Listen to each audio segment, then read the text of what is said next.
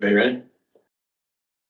All right, call to order the special city council meeting for the city council Elder Drive on Monday, April 22nd, 2024 at 5 p.m. Roll call. Campbell, Present. Collins, Present. Dockery, Present. Yossi, Present. Looking for a motion to approve the agenda. So moved. Second. Motion by Campbell, second by Dockery to approve the agenda as presented. All those in favor say aye. Aye. Nays? Ayes have it. Number 3, consideration to approve the liquor license renewal for Cabo's Cantina and Grill. That tonight, have you explained to them what's going on with that? So the renewal license came in after our last council meeting and they expire on the 30th. So since we already had a special council meeting called, we went ahead and put it on this agenda so that we could get an approval before their license expires. It has been signed off on by Ryan, Sergeant Gale. Can we have them put their badge number on when they sign it, so we know who the hell it is? Heck, this. That's a good idea. And print their name. Something clearer than that, because Right. I had no idea who that was. Looks like Johnny Cash. It does, don't it? That would be news. That would be one. I don't think there's been any problems out there. Though. No, I asked the chief about it and he said they've been really good. I make a motion to approve. Second.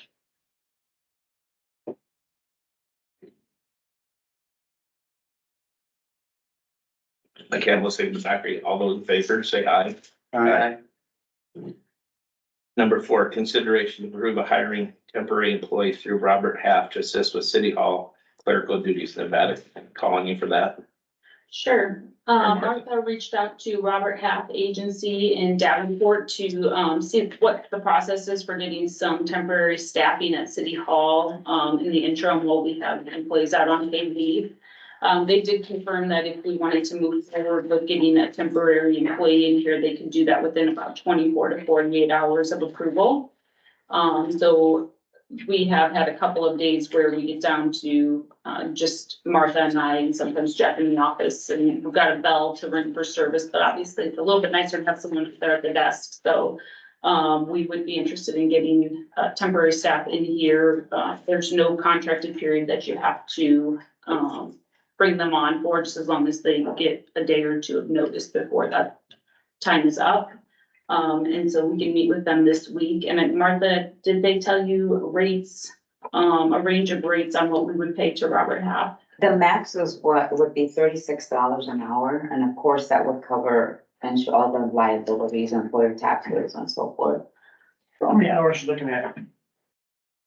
Right now, it's hard to say. We may have a better estimation by the end of this week or early next week, but right now we're still kind of mid-process, so we don't have a good estimation. I would say best guess 2 to 3 weeks at least. I brought this up last week about doing this. My concern is burnout. Yeah. Within City Hall, because of our current situation. I think the person could answer the phones and be given other minor clerical duties to take the weight off current staff. But I mean, I support this till we get through all the issues. Agreed. I make a motion that we approve this request. One second. Motion by Campbell, second by Yosef to approve the temporary employee through Robert Half. In favor, say aye. Nay, the ayes have it. Number 5, consideration to approve an appointment to utility trustees. So tonight I've got an appointment to bring forward for the utility board. It's an appointment to fill the remainder of trustee Barb O'Brien, who was removed from the utility board when she resigned on April 10th, 2024. Her resignation became effective immediately without any further action. The vacancy for this position was posted as a result of her removal on April 8th. Because of her resignation, there are no further proceedings or pending votes regarding her removal. The vacancy therefore was confirmed. The city has complied with posting all the requirements for consideration of applications per the city code. So tonight I bring forward utility trustee Rachel Padovich. She's applied for other things for the city before. She has a lot to do with purchasing for the arsenal and has lots of HR in her background as well. I think her experience with purchasing and HR would go really far on our utility board. So I'm asking you guys to approve Rachel Padovich to fill in the remainder of Barb O'Brien's term. And the term will expire on February 28th, 2026. And that would be effective immediately. Mhm.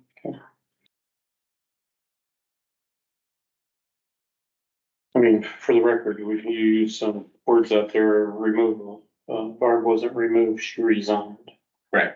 I thought I'd mentioned that she resigned. Yeah. You did mention it, but for the record, we did not remove her, she No. resigned. That's correct. So with that, I make a motion to approve the mayor's recommendation. Second. Motion by Doctor, second by Yossi. All those in favor say aye. Aye. Nay, ayes have it. Number 6, consideration to approve a portion of the financial assistance agreement with an employee for a tax withholding liability that was created by an employer clerical error. That or Martha, can I call on both of you for that? Sure. Tomorrow night at the utility board meeting, they will have, the item on their agenda to, put together some sort of a contract for some financial assistance for the employee that was impacted by a clerical error that resulted in a tax liability from, the withholding tax. He had filled out his W-4, it was entered incorrectly by staff, here at the city, and he was made aware of that when he went to file his taxes, and then what he owed took his spouse's portion of their refund, and they owed an additional $3,423 after that, plus $117 for penalty for the insufficient withholding.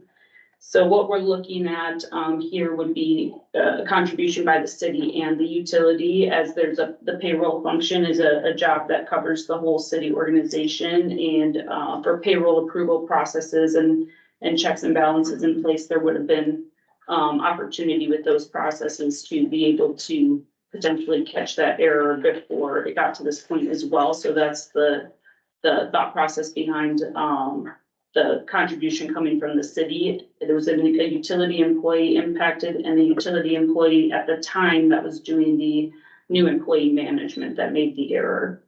So I put together just a couple of options. They're by no means the only options available, but these are a couple of options we could look at for providing some relief. So I wanted to make sure the council could consider that before it's in front of the utility board tomorrow.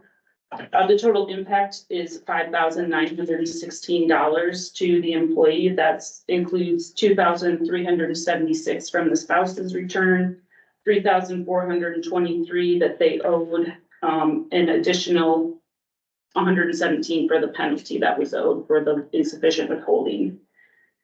One option would be for the city, the utility, and the employee to all carry a third of that burden, with the city and the utility, or the city and the utility paying a third back to that employee to cover what he had to pay out of pocket.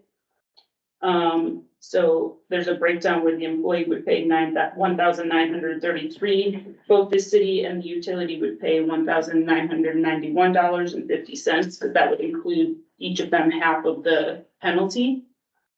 There's an option of breaking down the full $5,916 into an equal 3 ways of $1,972 each. Another option that we have considered would be to just provide an advance to the employee and withhold additional from each paycheck until the advance is paid in full to, so he can cover that amount. And then another option would be to pay that amount in full and split it between the city and the utility. And then I put one final option on there would be paying the amount owed after the refund, so it wouldn't cover what was taken from the spouse's refund.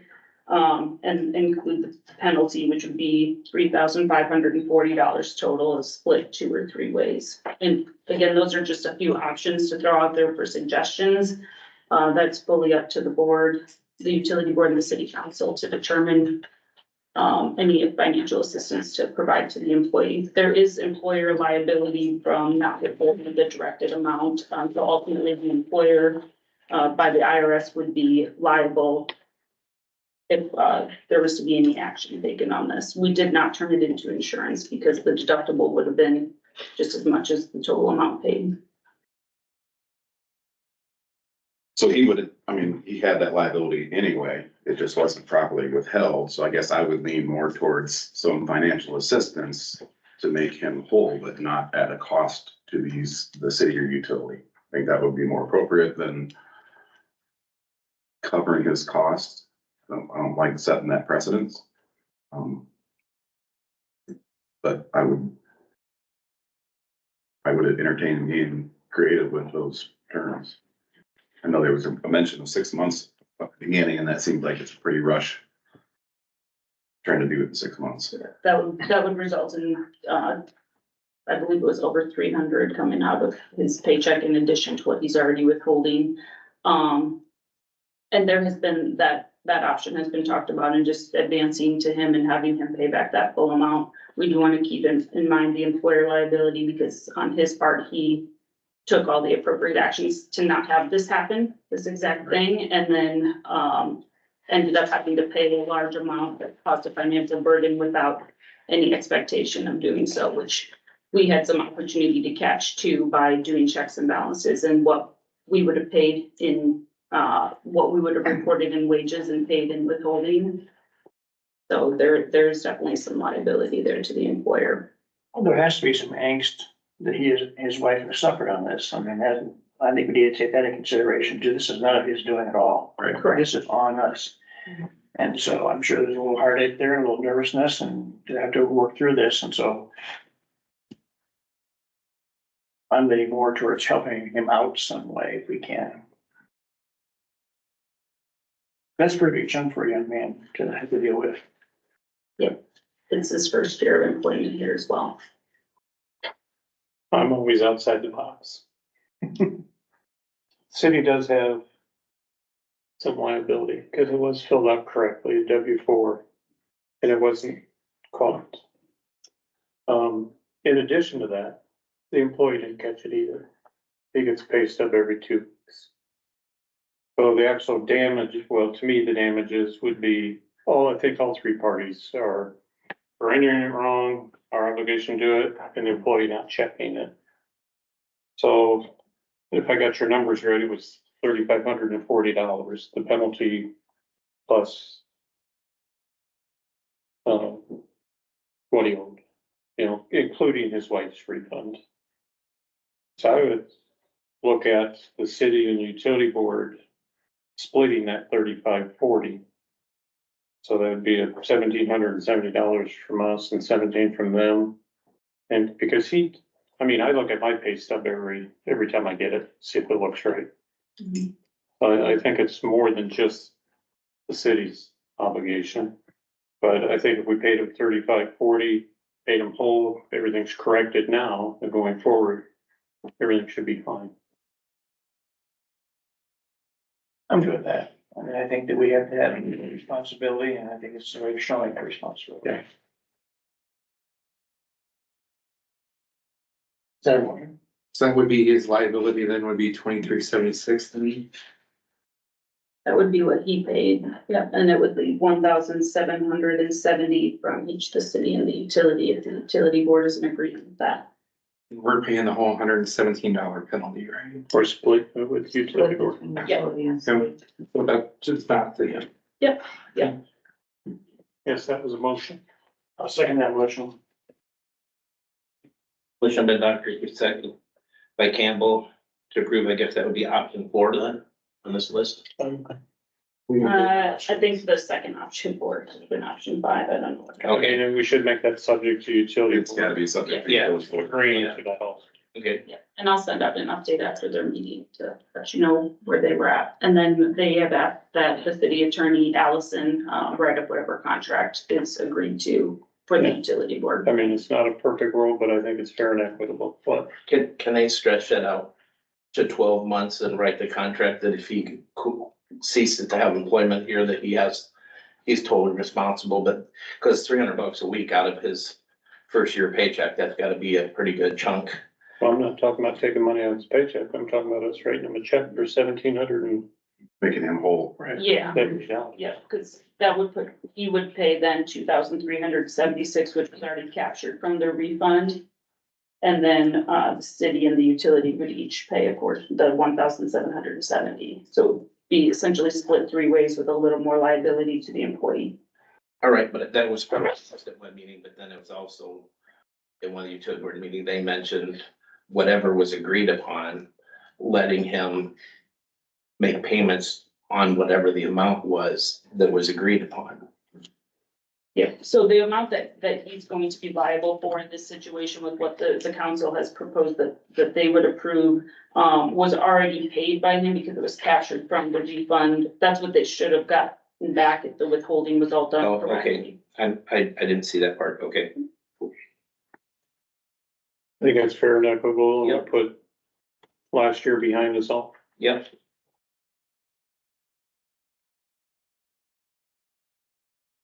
So we have a motion and a second. Yep. All those in favor say aye. Aye. Nays, ayes, okay. Option 5, present that to utility board. I make a motion for adjournment. All right, here a second. Second. Motion by Docker, second. By Collins to adjourn at 5:17. All those in favor say aye. Thank you, gentlemen. Keep an eye on the sky Friday and Saturday.